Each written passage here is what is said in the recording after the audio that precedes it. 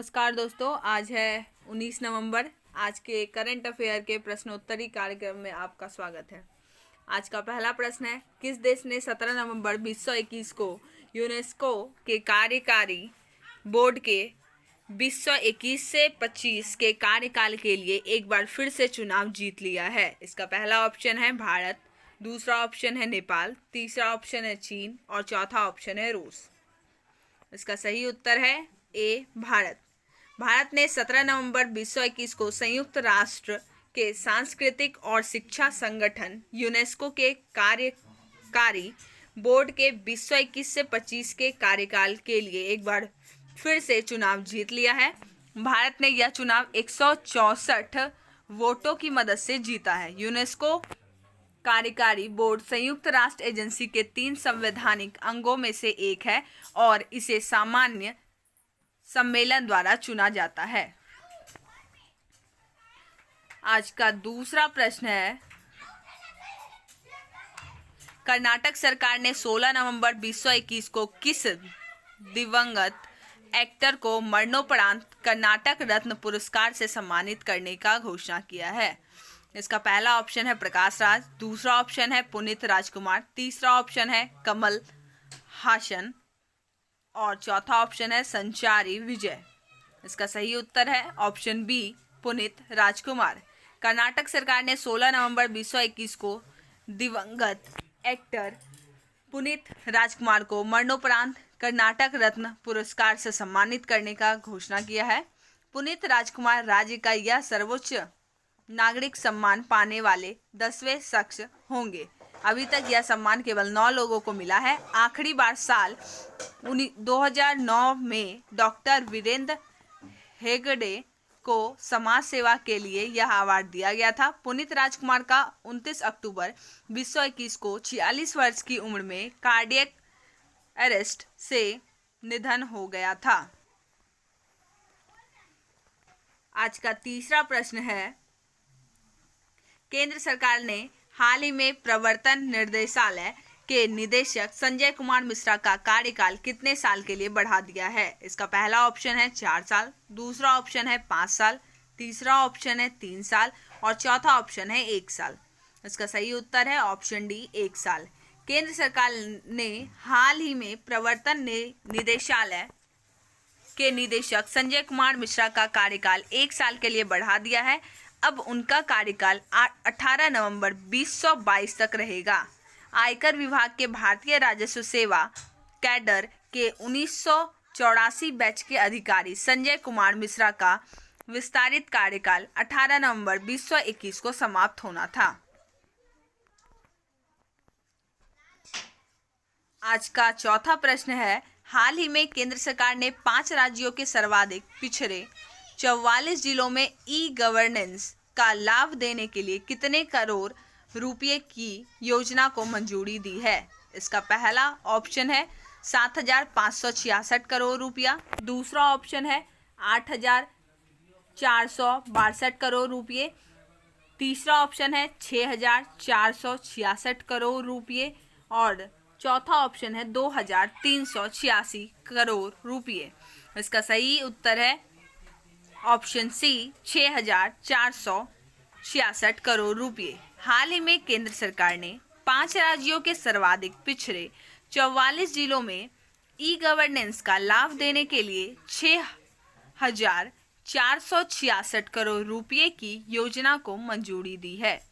केंद्रीय मंत्री अश्विनी वैष्णव ने बताया कि योजना में सबसे ज्यादा ओडिशा के 3,933 गांवों को शामिल किया गया है। आंध्र प्रदेश के 1,218 गांवों को इस योजना में शामिल किया गया है, जबकि झारखंड के 827 गांव इस योजना का हिस्सा होंगे। छत्तीसगढ़ के 629 और महाराष्ट्र के 610 गांवों में भी संचार तंत्र मजबूत किया जाएगा।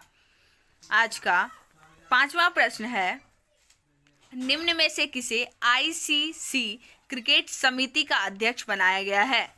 इसका पहला ऑप्शन है जहीर खान, दूसरा ऑप्शन है सौरभ गांगुली, तीसरा ऑप्शन है सचिन तेंदुलकर और चौथा ऑप्शन है मोहम्मद अजहरुद्दीन। इसका सही उत्तर है सौरभ गांगुली। बीसीसीआई के अध्यक्ष सौरव गांगुली को 17 नवंबर 2021 को आईसीसी पुरुष क्रिकेट समिति का चेयरमैन नियुक्त किया गया है। यह फैसला दुबई में अंतर्राष्ट्रीय क्रिकेट परिषद की बोर्ड बैठक में लिया गया। गांगुली इस समिति में पहले पर्यवेक्षक के तौर पर शामिल थे, लेकिन अब उन्हें प्रमोट कर दिया गया है। सौरव गांगुली अपने पूर्व साथी और भारत के कप्तान अनिल कुंबले की जगह लेंगे, जिन्होंने अपने 9 साल के कार्यकाल पूरा करने के बाद पद को छोड़ा है। आज का छठा प्रश्न है, पश्चिम बंगाल सरकार ने घर घर राशन पहुंचाने हेतु किस योजना की शुरुआत की है? इसका पहला ऑप्शन है दुआरे राशन योजना, दूसरा ऑप्शन है ग्राम राशन योजना, तीसरा ऑप्शन है अनमोल राशन योजना और चौथा ऑप्शन है अमृत राशन योजना। इसका सही उत्तर है ऑप्शन ए दुआरे राशन योजना। पश्चिम बंगाल की मुख्यमंत्री ममता बनर्जी ने हाल ही में दुआरे राशन योजना का उद्घाटन किया है। इस योजना के तहत राशन डीलर राज्य के राशन कार्ड धारकों के घर जाकर राशन की डिलीवरी करेंगे। उद्घाटन के दौरान मुख्यमंत्री ममता बनर्जी ने घोषणा की है कि राशन डीलर घर के 500 मीटर के दायरे में अपनी गाड़ी लेकर जाएंगे और ग्राहकों को राशन वाहन से राशन लेना होगा। इसके लिए डीलरों को बंगाल सरकार आर्थिक सहायता करेगी, जहां 2 राशन कर्मचारियों की आधी तनख्वाह राज्य सरकार देगी। आज का 7वां प्रश्न है,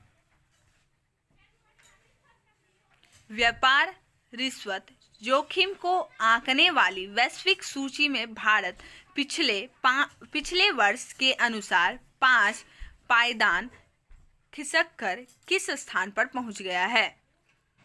ऑप्शन ए है 12वें स्थान पर, ऑप्शन बी है 72वें स्थान पे, ऑप्शन सी है 65वें स्थान पर और ऑप्शन डी है 82वें स्थान पर। इसका सही उत्तर है ऑप्शन डी 82वें स्थान पर। भारत 44 अंकों के साथ साल 2021 में वैश्विक रिश्वत जोखिम सूचकांक में 82वें पायदान पर आया है। पिछले साल के मुकाबले इस साल भारत की रैंकिंग में 5 अंकों की गिरावट हुई है। गौरतलब है कि साल 2020 में भारत 45 अंकों के साथ सूची में 77वें स्थान पर था। इस सूची में 1994 देशों को शामिल किया गया है।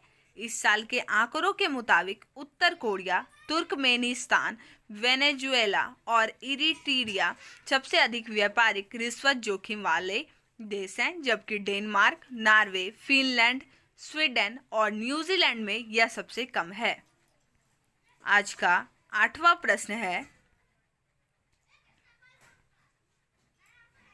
अंतर्राष्ट्रीय सहिष्णुता दिवस निम्न में से किस दिन मनाया जाता है? इसका पहला ऑप्शन है 10 मार्च, दूसरा ऑप्शन है 12 मई, तीसरा ऑप्शन है 16 नवंबर और चौथा ऑप्शन है 14 जनवरी। इसका सही उत्तर है ऑप्शन सी 16 नवंबर। अंतर्राष्ट्रीय सहिष्णुता दिवस हर साल 16 नवंबर को मनाया जाता है। इस दिन को संयुक्त राष्ट्र द्वारा असहिष्णुता के खतरों पर जन जागरूकता पैदा करने के लिए घोषित किया गया था। संयुक्त राष्ट्र महासभा द्वारा इस दिन को समाज के प्रमुख के रूप में सहिष्णुता को बढ़ावा देने के लिए मनाया जाता है। संयुक्त राष्ट्र ने 1995 में सहिष्णुता के लिए 1 वर्ष घोषित किया था। धन्यवाद।